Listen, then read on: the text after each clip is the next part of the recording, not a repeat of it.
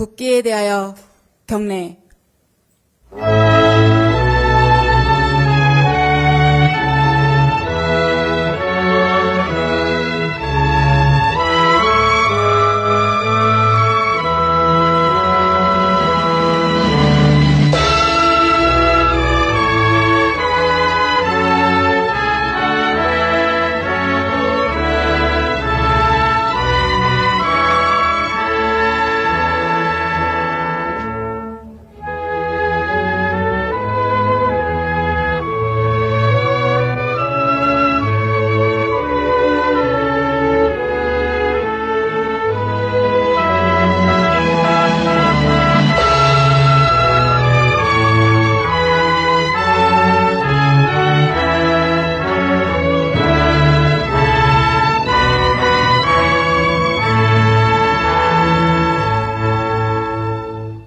바로 모두 자리에 앉아주시기 바랍니다.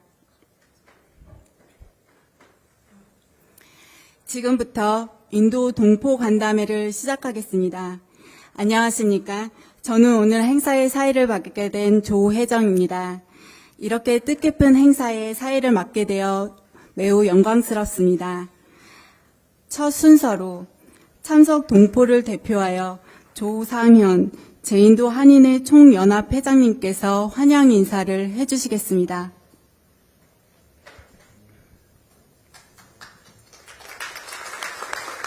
대통령님, 그리고 교민 여러분 안녕하십니까?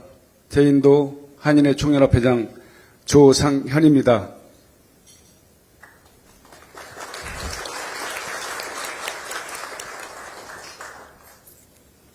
인도 전역 동포사회를 대표하는 8개 지역 한인 회장님들, 그리고 각계 대표로 참석하신 교민 여러분들과 함께 대통령님의 인도 국빈 방문을 진심으로 환영합니다. 여러분, 뜨거운 박수로 우리 이재명 대통령님 네 분을 환영해 주시기 바랍니다.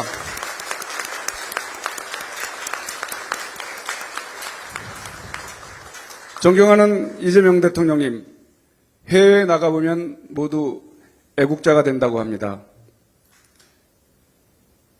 인도 한인사회를 비롯한 대다수 재국민들은 2024년 12월 3일 밤 계엄으로 촉발된 조국 대한민국의 위기 상황을 접하고 단 하루도 편히 잠든 날이 없었습니다. 그뿐만 아니라 그 분노와 부끄러움에 팔아른 재국민의 몫이었습니다. 절대 다수의 국민 편에서 슬기롭게 내단을 극복하고 특히 해외에서도 더 이상 창피한 대통령이 아닌 자랑스러운 대통령이 되셔서 우리 인도를 방문해 주신 대통령 참으로 영광스럽고 자랑스럽고 감사하게 생각합니다.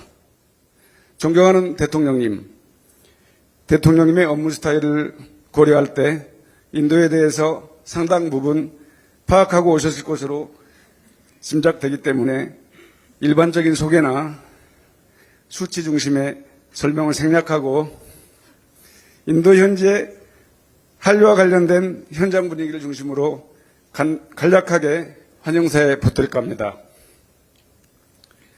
인도는 다른 나라에 비해 늦은 감이 있지만 K-팝, K-드라마, K-푸드 등의 한류가 빠르게 확산되고 있고 젊은 층을 중심으로 한류가 소비되고 있으며 더불어 한국 문화에 대한 관심이 갈수록 높아지고 있습니다.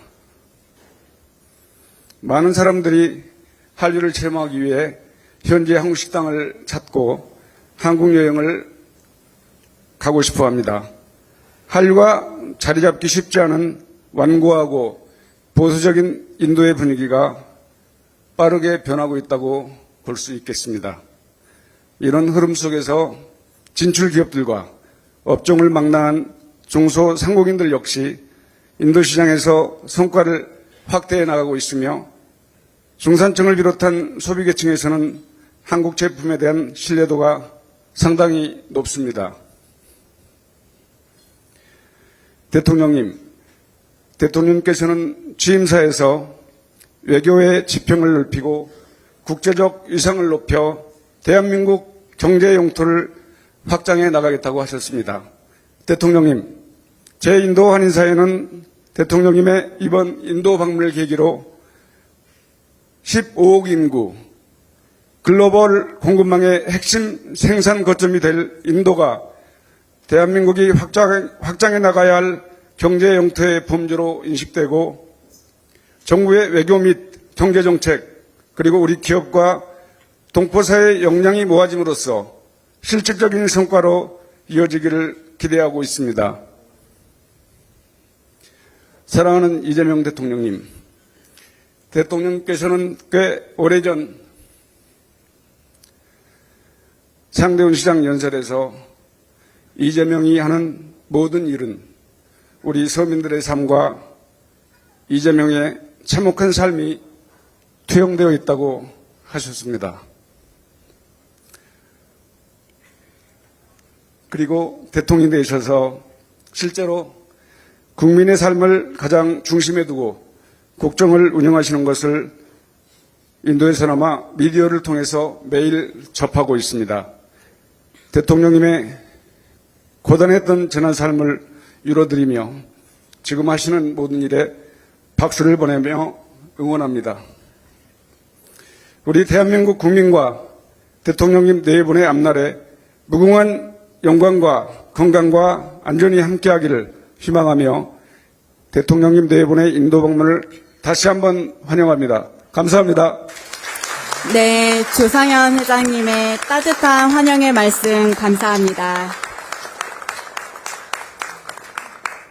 다음은 대통령님께서 동포 여러분들께 따뜻한 격려의 말씀을 전하시겠습니다. 대통령님을 무대로 모시겠습니다.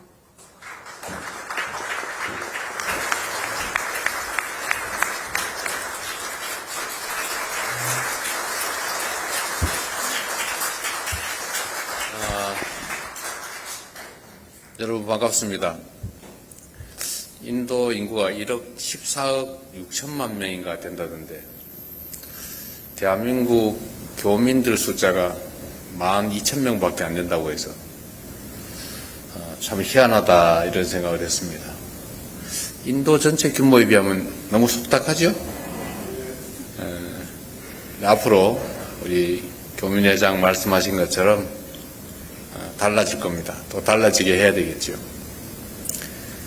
인도는 정말로 큰 시장이기도 하고 앞으로 정말 미래가 크게 기대되는 나라입니다. 사람들이 잘 모르는 것 같아요. 인도가 어느 정도로 큰 나라인지. 대체적으로 중국이 인구가 가장 많지 않나? 이렇게 생각하고 있는데 이미 중국 인구를 제쳤다는 거 아닙니까? 그리고 세계 4위 경제 대국인데 곧 세계 3위를 차지하게 될 것으로 예상된다. 거기에 비하면 우리 대한민국과의 경제 협력 수준은 정말 매우 낮은 것 같아요. 앞으로 그 영역을 좀 더 확대하고 대한민국과 인도와의 관계를 지금과는 완전히 다르게 만들어 보겠습니다. 존경하는 인도 동포 여러분, 참으로 반갑습니다. 인도 방문 첫 일정으로 동포 여러분들을 직접 뵙게 됐는데 처음 있는 일인 것 같아요. 매우 뜻깊게 생각합니다. 바쁜 삶 속에서도 귀한 시간을 내주신 여러분께 진심으로 감사드립니다. 무엇보다도 이곳 인도에서 대한민국의 위상을 높이고 한국-인도 관계 발전을 위해서 헌신해 오신 동포 여러분, 기업인 여러분 노고에 깊은 감사 말씀을 드립니다. 인도라고 하면 세계 1위 인구 규모를 가진 경제 대국이라 이렇게 생각합니다. 그런데 저는 인도를 생각하면 최인훈 작가께서 발표했던 장편 소설 중에 광장이라고 하는 게 있습니다. 저도 그걸 읽어봤는데 그 소설에 한국전쟁 직후인 1950년대 내용이 나오죠. 그리고 남북분단 비극 속에서 제3국을 택한 우리 대한민국 전체 한반도에 살아가던 그 특정한 사람들의 얘기가 나옵니다. 그리고 선박 이름이 또 타고르호였다고 해요. 실제로 이게 소설이 아니고 우리 대한민국 한반도에 사는 사람들이 마주했던 분단의 아픔을 반영한 참혹한 현실이었죠. 이게 지금 자료상으로 76명이 왔다고도 하고 88명이 왔다고도 하는데 진짜 몇 명인지 모르겠어요. 여러분도 혹시 아세요? 이 자료에 보면 88명이라고 그러고 저기 보면 76명이라고 그러고 정확하지가 않은 모양입니다.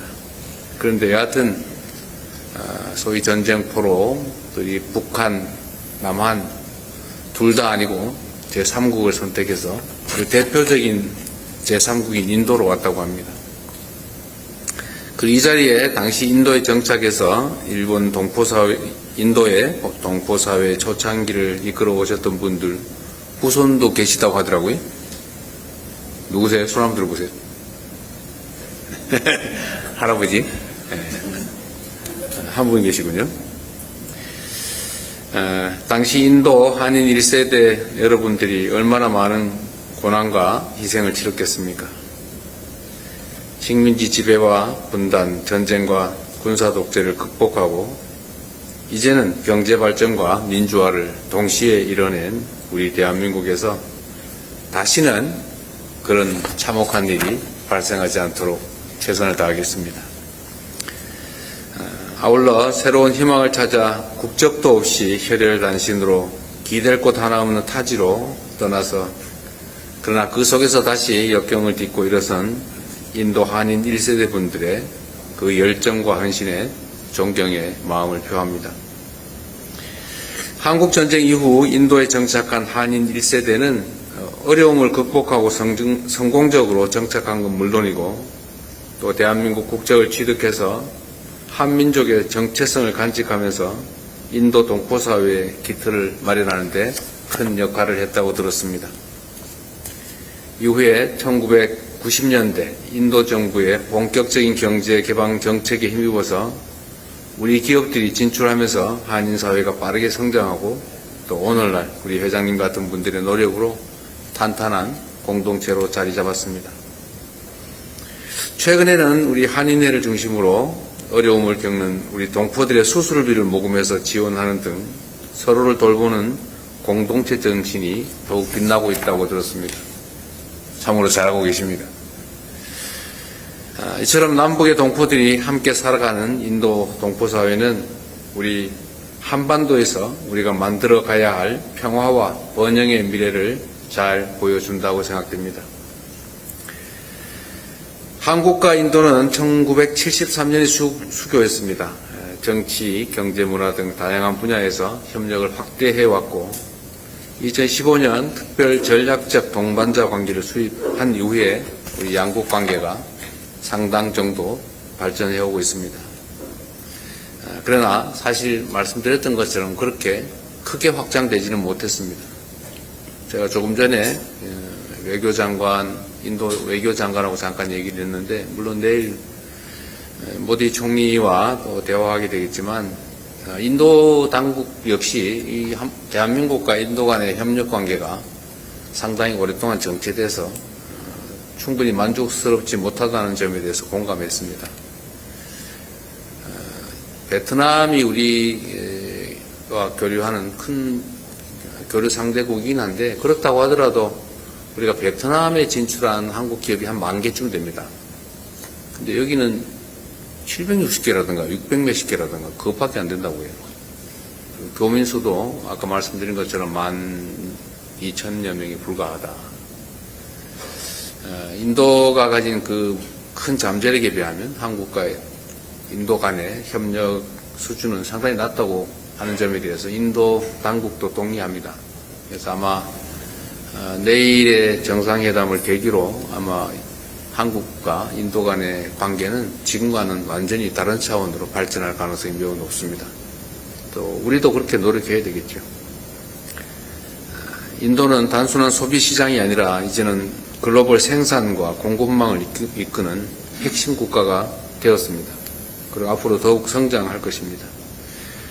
중동 전쟁의 여파 속에서 공급망 불안정과 글로벌 경제 위기가 상시화되고 있기 때문에 한국과 인도는 서로에게 가장 중요한 전략적 파트너가 될 것입니다. 인도 역시도 한국과 비슷하게 원자재 또 에너지를 상당 부분 해외에 의존합니다. 그런 점에서 보면 한국과 인도가 서로 협력할 여지가 상당히 많을 것입니다. 앞으로 한국과 인도가 협력해 나가는 데 있어서 우리 교민 여러분들의 경험 그리고 네트워크, 현지에 대한 깊은 이해가 큰 자산이 될 것으로 믿습니다. 여러분들의 역할을 기대합니다. 앞으로도 대한민국의 민간 외교관으로서의 양국의 관계를 함께 열어